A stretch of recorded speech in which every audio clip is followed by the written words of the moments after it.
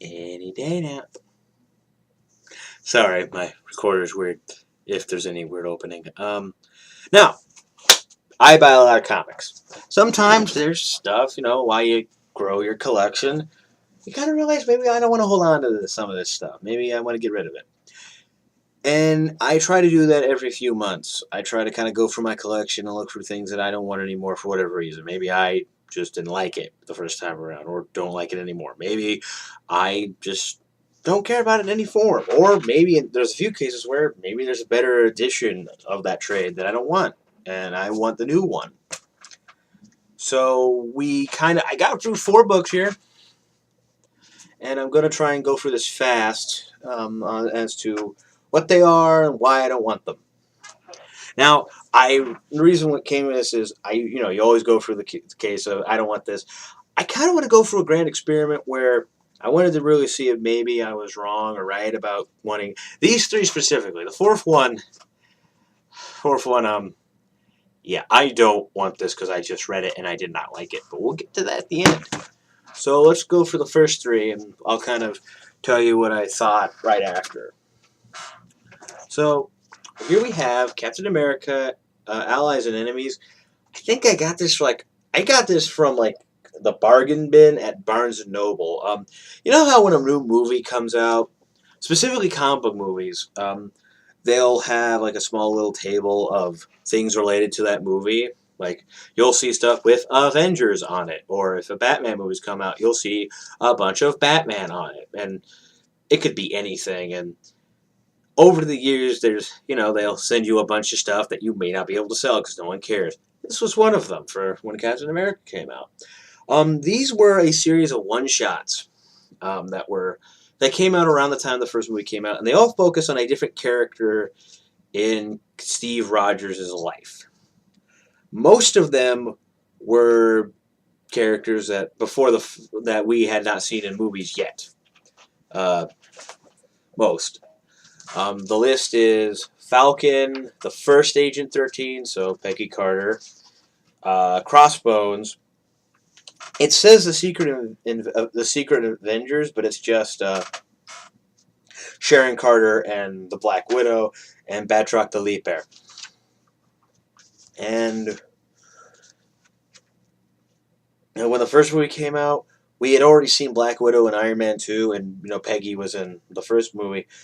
Thanks to Winter Soldier, we've seen all of them now. Yeah, Sharon Carter's in the second one, I believe. I'm not Coolio, and I haven't seen the movie a dozen times in the theater, so I can't remember.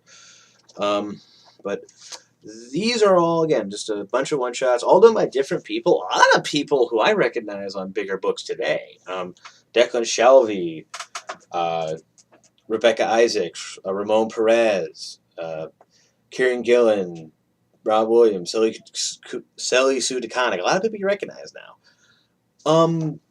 The reason I wanted to get rid of this was a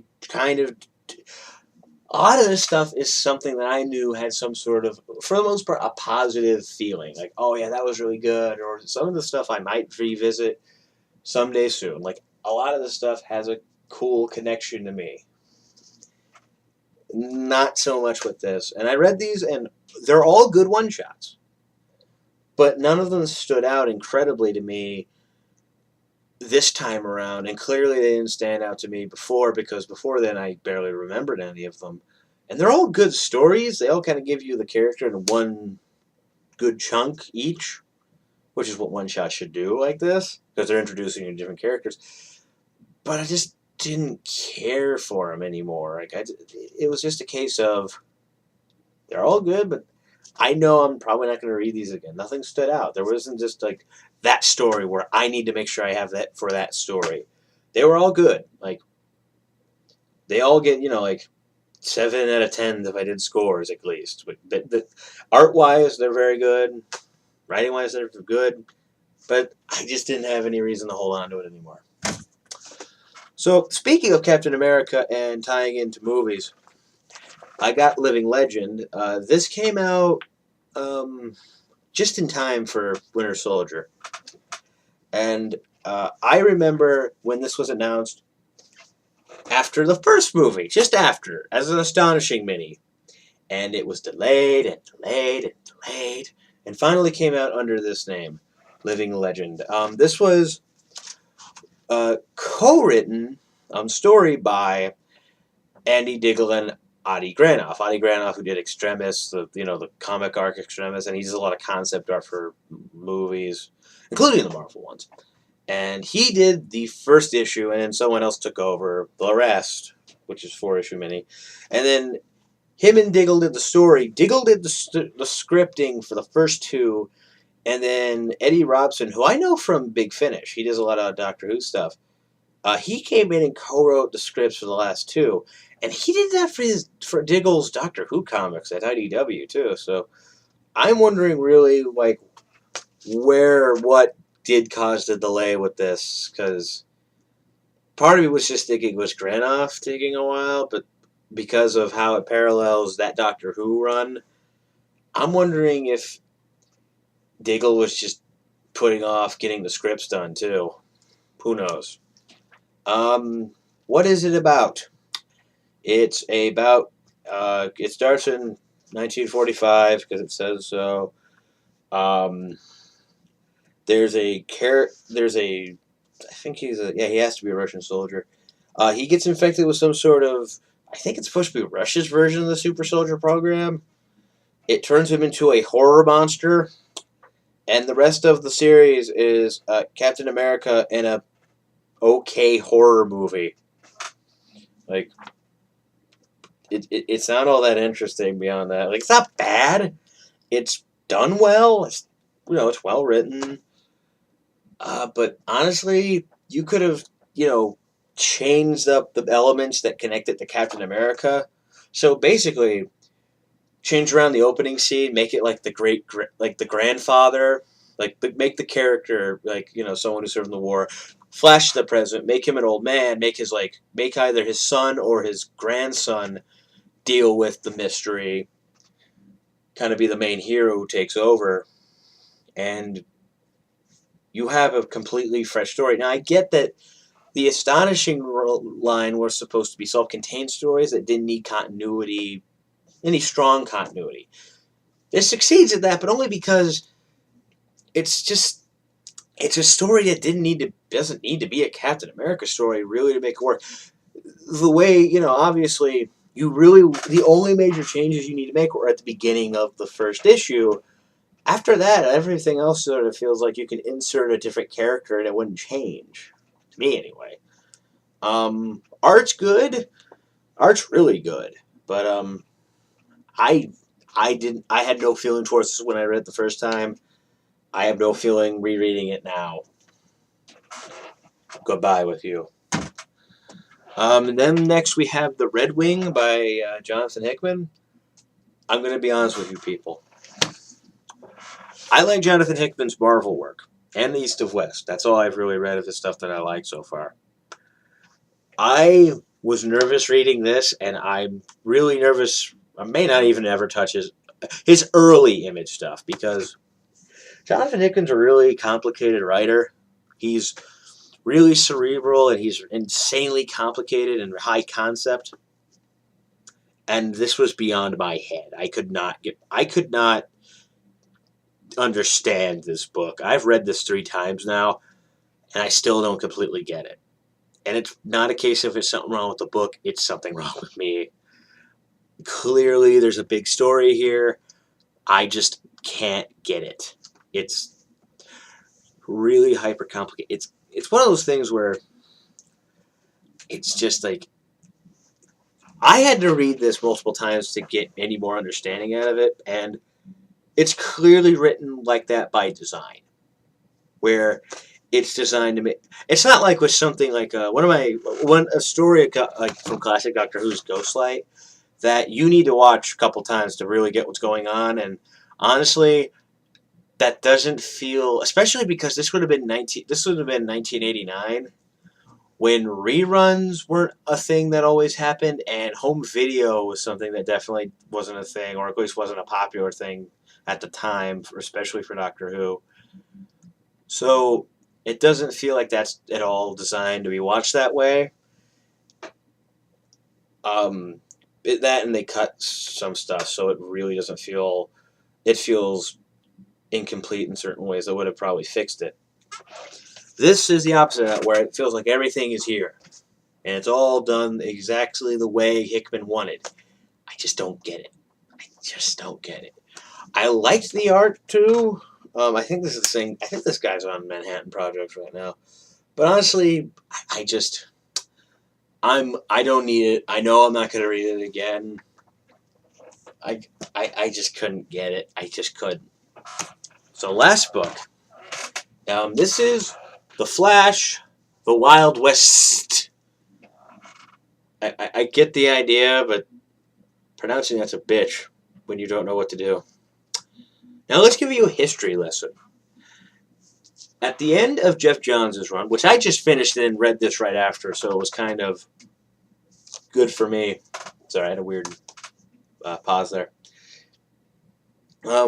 At the end of Jeff Johns' run, Wally's wife Linda gives birth to 2 babies. They named them Jay and Iris West, and they were ready to live their happy lives as parents. And then Infinite Crisis happened, and the Speed Force zapped them somewhere. I don't remember. It's been a while since I've read Infinite Crisis. But they were off the table for like a year.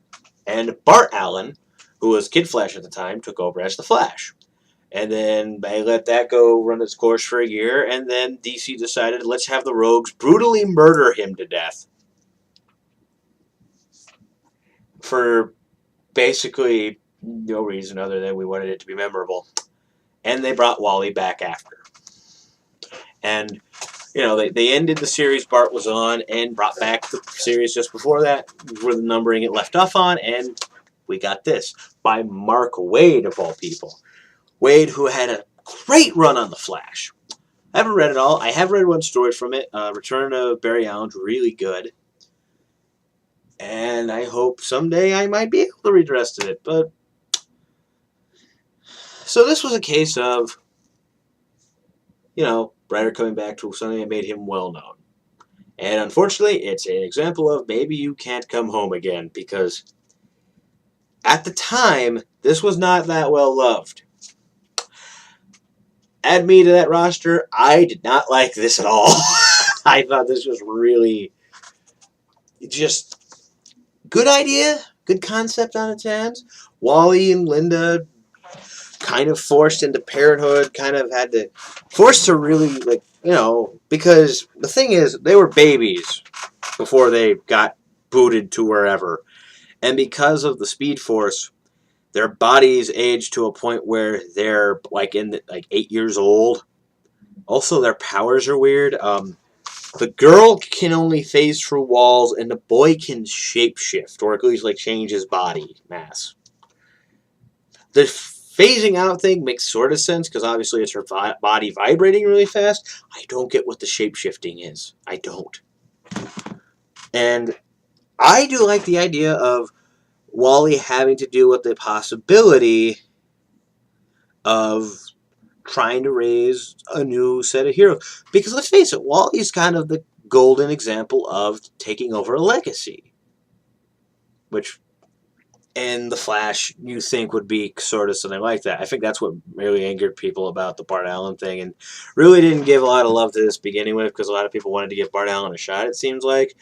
This is me kind of looking at my past memories, which it's sort of like, you know, digging for rocks at the bottom of a freaking ocean, and then kind of researching what people's reactions were. And there were some people who, you know, obviously weren't all for it. They wanted Wally back, but it seemed like by the time it was over, a lot of people just sort of agree that Bart was not given that fair of a chance and was just pushed off in the harshest way possible. And they bring back Wally. And a lot of people ask why, when they brought, like, why were they so ready to just embrace Barry and leave Wally to the side? I think it's because this went so bad that they thought it was Wally who was the problem. And I don't know if I agree with that. I think it's more the kids. I don't know whose idea the kids were. I don't know if it was editorial or if it was Waid. But it wasn't a good idea. It just sort of feels like Wally's a non-entity and the kids are the problem. And it's all about... It doesn't become it doesn't become it's Wally's problem. It's the kid's problem, and Wally has to figure it out. And it's kind of distracting and not all that interesting. There's some bits I like. I do like that it sets up a conundrum for Wally, and I do also like the fact that the Justice League is kind of wondering if they're ready because because obviously the way their bodies are, maybe they just may not be able to handle the being superheroes at a delicate stage. I have no idea, but a lot of that just does not work for me entirely. Also, they don't set up like it's weird because they clearly they do explain it, but they kind of get assistance from a weird alien race. From here, I think it's just a case of like odd alien races that they've met in the past. Maybe in Wage Run, I have no idea. But all of a sudden, like there's weird flashbacks to them with weird alien technology, and also the main thread for the story. And this is just a pet peeve more for me, but I don't know. They fight these weird looking Cthulhu monsters, and I'm not a fan of it.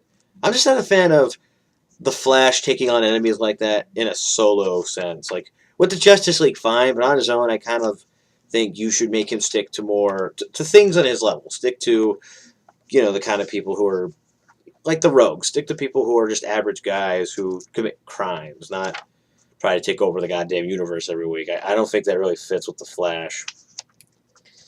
The art is insanely inconsistent and hurts this book even more. The first two issues were Daniel Acuna, which looked great. And then after that, because there's three stories in here. There's the Wild West story.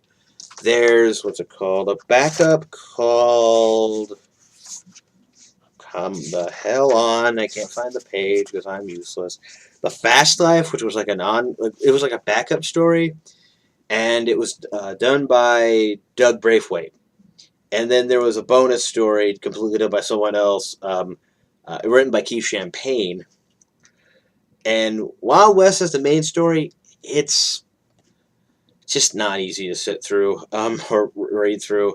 The Fast Life is more what I was expecting from Wade. Like it was a bunch of cool insights. It kind of gave the spotlight to a lot of people, and we had some cool interactions from Jay, which definitely made it feel more like a Flash story. That's the thing. I kind of figured you see the Flash family more, and I guess that wasn't the case. And then the bonus issue by Keith Champagne, it's called Superman's Cape. And it involves Wally kind of showing them, taken from another example of being superheroes, and they cross paths with the Flash. I mean, not the Flash, with Superman. That would make no sense. And it's them kind of working with one of the big guys, seeing your dad and his friend, work their job.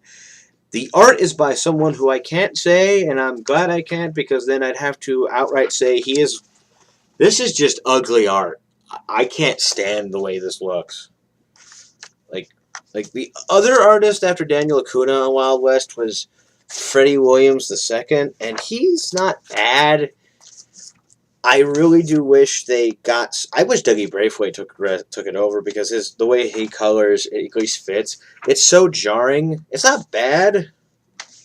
It's actually pretty good. And there's a couple weird faces here and there, but all in all, Williams is fine. It's just so different that it takes you out of it.